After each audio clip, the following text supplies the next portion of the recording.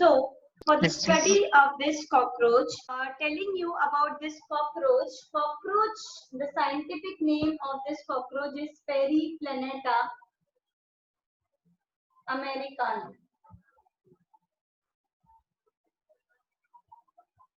Periplaneta americana. And this cockroach actually belongs to Arthropoda. Belongs to Arthropoda, and जो इसकी class है that is Insecta. Since it has 6 legs you can say or 3 pair of legs, तो हम इसको Insecta बोलेंगे. Arthropoda बोल रहे हैं because they have jointed legs. इनकी body जो है, इनका size अगर देखें तो that may vary from inches to some of the centimeters. जितना हम पेरिप्लेनेटा अमेरिकाना के बारे में स्टडी करेंगे, one thing will come to know कि इनका हर एक सिस्टम इनके पास प्रेजेंट है. They have an organ system level of organisation.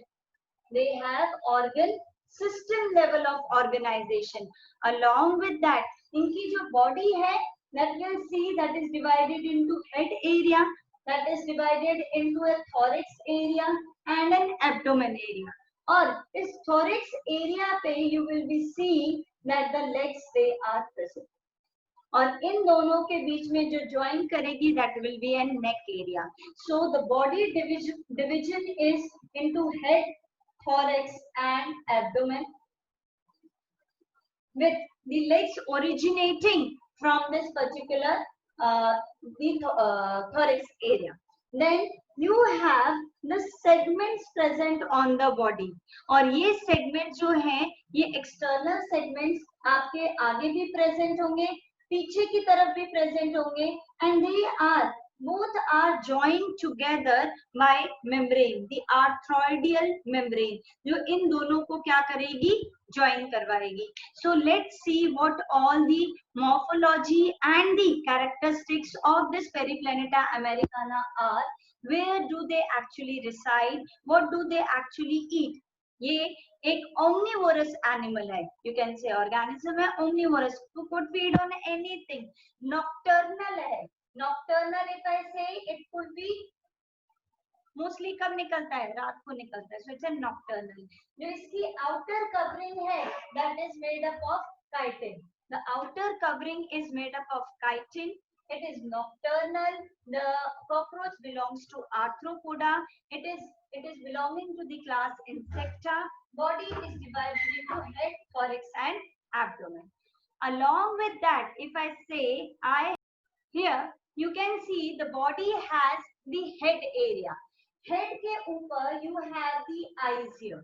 ठीक है, जो इसकी eyes होती हैं, that eyes are known as the compound eyes. When I talk of this compound eyes, you must be knowing कि इनकी eyes जो है, they have a smaller unit of cells, and these smaller units of cells they are known as ommatidia. These are known as ommatidia. एक single unit की अगर मैं बात करूं, so that is known as ommatidia.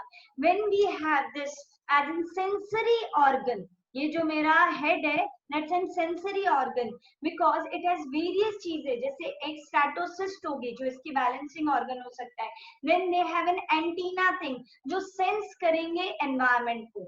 The eyes they are photoreceptor kind of a thing. क्यों? क्योंकि light को ये क्या कर रहे हैं, detect कर रहे हैं. Mostly they are coming into the night. तो अगर light आएगी तो they could hide out somewhere. Then if we see this organism, ये इसका head area है. This head area you can see has the eyes, it has the antenna. Then you have the next segment which is the thorax area. Then this thorax, जो first वाला thorax है, that is known as the protonum or protothorax. Then you have the second one or prothoracic area जिसको हम बोलेंगे. Then you have the mesothorax and the last one as the metathorax. तो जो आपका thorax area है, that is divided into prothorax, mesothorax and metathorax. Prothorax, mesothorax and the metathorax area. When we talk of next area जो हमारा नीचे वाला area आ गया, the end area is an abdominal area. This is the abdominal area, and this abdominal area you can see is having the various plates joined together. और इन plates के ऊपर कोई भी चीज आपकी अभी अटैच नहीं है. जितने भी अभी हमारे structures हैं, if I say I have legs, I have the wings, these legs and wings they are mostly in the thorax area. Abdominal area में कोई भी चीज जो है वो attach नहीं होगी. For this particular organism, the cockroach जो head area है, thorax area है, thorax area बहुत ज्यादा important है. अब thorax की वजह से ही आपकी सारी attachment है. Then this cockroach has a pair of wings, the upper wing and the lower wing. The lower wing, the hind wing नीचे की तरफ, and the first one, the fore wing is known as tegmina. Tegmina and the second hind wing. जहां पे इस wings की बात आ रही है, जो दूसरा wing होगा वो इसको completely क्या कर लेता है, overlap कर लेता है. That completely overlaps. Now you all know that for a particular organism we have the two words. The first word is known as the dorsal area, and the second one is known as the ventral area. So if I say this is the dorsal area and this is the ventral area, तो इस dorsal और ventral को अगर हम देखें तो exoskeleton basically किसका बना हुआ है, काइटिन का बना हुआ है. तो ये जो काइटिन है ये आपकी काइटिन प्लेट्स के फॉर्म में अरेंज है, और इन प्लेट्स को what we are calling them, we are calling them sclerites. ये जो प्लेट्स हैं, इस तरीके की प्लेट्स अरेंज हैं, इनको हम क्या कह रहे हैं, स्क्लेराइड्स. अभी ये स्क्लेराइड्स ऊपर अलग नेम से बोली जाती है और नीचे अलग नेम से. The one which are present dorsally, जो ऊपर की तरफ प्रेजेंट है, उनको हम क्या बोलते हैं, we call it as a tergite. जो ऊपर वाली है वो टर्गाइट कहलाएंगी और जो नीचे वाली है वो स्टर्नाइट कहलाएंगी. सो स्टर्नाइट एंड टर्गाइट ये दोनों मिलके क्या बना रहा है, that is making a sclerite. Tergite जो आपका टीडी, ठीक है, टी एंड डी, तो टर्गाइट कहाँ प्रेजेंट है, डॉर्सली प्रेजेंट है. एंड स्टर्नाइट ये कहाँ प्रेजेंट है, वेंट्रली. तो वेंट्रली भी स्टरलाइज, हम जो है यहाँ से अपने आप को ज्यादा स्टरलाइज करेंगे, तो स्टरनाइट से we can have this word. Then you have the next thing, अगर हम इसकी बॉडी में देख रहे हो, इफ आई टॉक ऑफ जो नीचे वाला पार्ट है, here the end part of this has some of the important feature known as the anal cerci. Anal cerci ये वो region है जो specifically present है किसके अंदर, males and females के अंदर. ये एक distinguishing feature है जो cockroach के पास present है, and this one is the last type.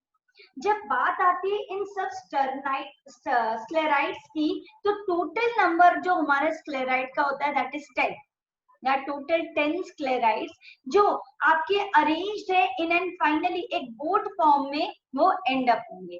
Now if I say कि और इसकी morphology को मैं explain करूं कि एक male कैसे different होगा, एक female कैसे different होगा, so here you can see there are total जो भी हमारे पास एक इससे related information होगी कि इसके पास एक neck, as I said the head area, then you have the thorax area. इन दोनों एरिया के बीच में there is a neck, there is a neck area. तो इस ऑर्गेनिज्म को अगर मैं देखूं तो इसकी बॉडी इस तरीके से है, लेकिन इसका हेड जो है वो 90 डिग्री पे लगा हुआ है. अगर बॉडी ऐसी है, यहाँ पे इट्स अ नेक, बट जो आपका जो ये हेड पोर्शन है that is actually lying at right angle. ये अगर longitudinal axis है तो इसकी 90 डिग्री पे हमें क्या मिलेगा, कॉकरोच का हेड मिलने वाला है. Then the as already said that it has the compound eyes, it has the antenna which can refer to the clasping for sensing of the environment. Now coming to the mouth parts, अगर हम इसके mouth parts को observe करें, the head area, इस head area में we talk of this particular compound eye. Ommatidia के बारे में explain करा. Then these are the antenna. So if I say how many compound eyes are present, there are 2. How many antennas are present? Again we have the answer 2. Then is an ocellus. Ocellus is again an sensory organ जो environment को क्या करेगा, detect करेगा. Now coming to the mouth part. हमारे facial expression को अगर हम देखें तो we have eyes, we have nose, we have lips. तो यहाँ जो lips constitute कर रहा है, that's a labrum and labium. One is labrum and another one is labium. हमारे पास तो हाथ है, कोई भी खाना लिया हाथ से अंदर डाल दिया, ठीक है. What about them? They have the structure known as mandible and maxilla. तो upper lip and lower lip known as the labrum and labium. ऊपर वाली lip and नीचे वाली lip.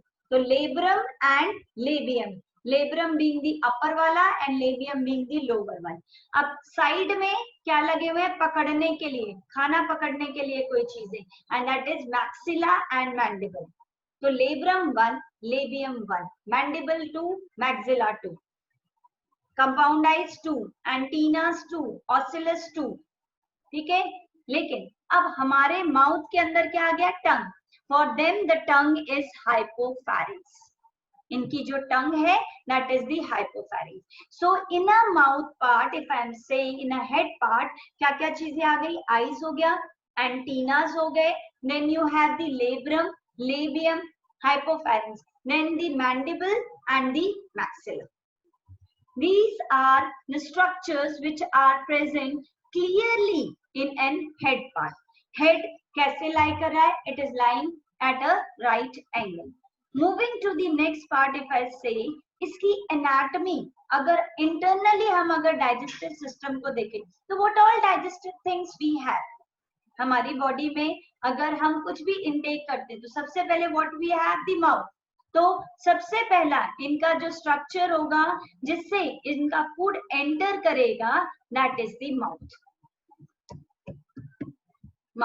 Mouth से the things they'll go down and finally जो नीचे आपकी movement होती जा रही है, that is due to the buccal cavity. तो सेकंड आपकी क्या आ गई, buccal cavity. आपके buccal cavity में क्या प्रेजेंट होता है, तो buccal cavity है salivary glands. तो similarly they have the salivary glands जो कि क्या करेंगे, they'll help in the conversion of the maltose into the starch into the maltose. So salivary glands. So you have mouth, then the buccal cavity containing the salivary glands. अब जैसे जैसे नीचे जाते हो you have the pharynx area. So next जो हमें इसके बाद मिलेगा that will be the pharynx. Next is the pharynx. Pharynx के बाद we have the esophagus. Similarly they have the esophagus. Similar जो हमारी बॉडी में चल रहा है वैसा ही कुछ स्ट्रक्चर इसके अंदर आ गया. अब आता है थोड़ा डिफरेंस. esophagus के बाद we have the stomach और इनके पास जो प्रेजेंट है that's in crop. So mouth के बाद we have the buccal cavity के बाद we have the salivary gland के बाद pharynx के बाद में esophagus, then we have the crop के बाद अगर हम देखें तो जैसे हमारे स्टमक के अंदर if I see इस जो हमारी एंजाइम्स रिलीज होती है and there is a contraction and relaxation of the muscles of the stomach. इनके पास प्रेजेंट है gizzard. Now this gizzard is basically a circular structure. एक सर्कुलर स्ट्रक्चर है और इस सर्कुलर स्ट्रक्चर के अंदर you have the chitinous rings. इसके पास क्या प्रेजेंट होता है, जैसे हमारे दांत प्रेजेंट होते हैं इनके अंदर 6 इस तरीके से ब्लेड्स लगे हुए हैं and these blades they are going to churn out. मतलब जो भी खाना आएगा उसको ये क्या करेंगे, they'll break up in this particular gizzard area. जहां क्रॉप में स्टोर होके धीरे धीरे gizzard area के पास जाएगा. Now this gizzard area, अब जैसे स्टमक खत्म होता है हमारी क्या स्टार्ट हो जाती है, we start off with the intestine.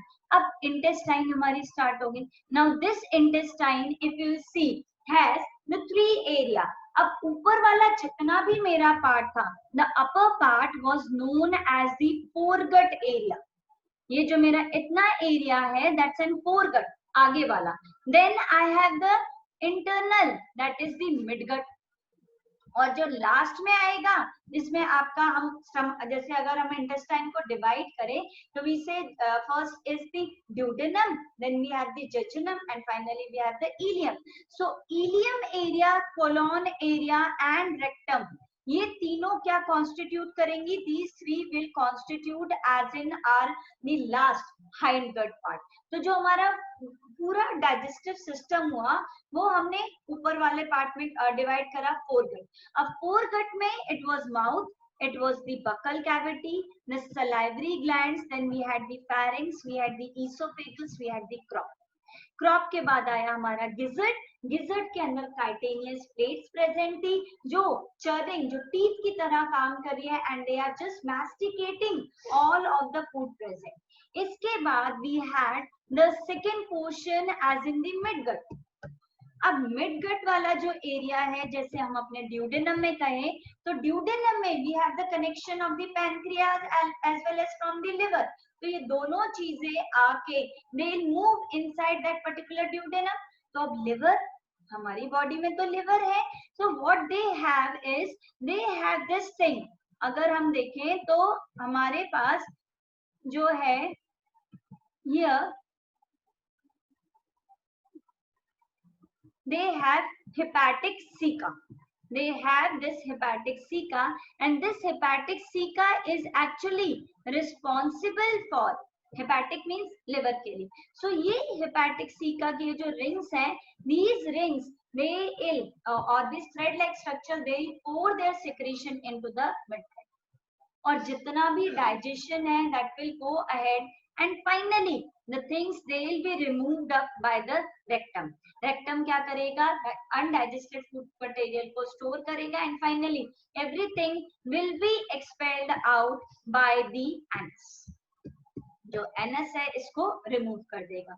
So midgut, midgut के बाद we had the ileum part, ileum के बाद we have the colon, then we have the colon, and finally we have rectum, and all the things getting expelled through the anus part. Ileum, colon, rectum, and finally everything expelling out through the anus. So this is all a digestive system. The enzymes दो तरीके की आ रही हैं। अभी तक हमारे पास जो भी पोर कर रहा है वो सलाइवरी ग्लैंड फ्लो पोर करेगा, देन हेपेटिक सीका करेगा, प्लस हमारे अंदर जो इलियम का जो ल्यूमेन है वो सिंथेसाइज करेगा enzyme. Now you can see these thread-like structures, they are also present over here. The thread-like structure जो यहाँ present है, इनको what we call them as in the Malpighian tubules. These are the Malpighian tubules, and these Malpighian tubules they are excretory in nature. They are excretory in nature. That means जितना भी excretory product है वो आपका किसके through निकलता है? That also goes through this particular part. That means the digestive system के through ही क्या करेगा? Exit करेगा. So that was all related to the alimentary canal of the cockroach or the digestion process in case of this particular cockroach जो क्या करता है? That helps in consuming each and every kind of the food. The each and every food को intake कर रहा है, that is why it is an omnivorous kind of an organ.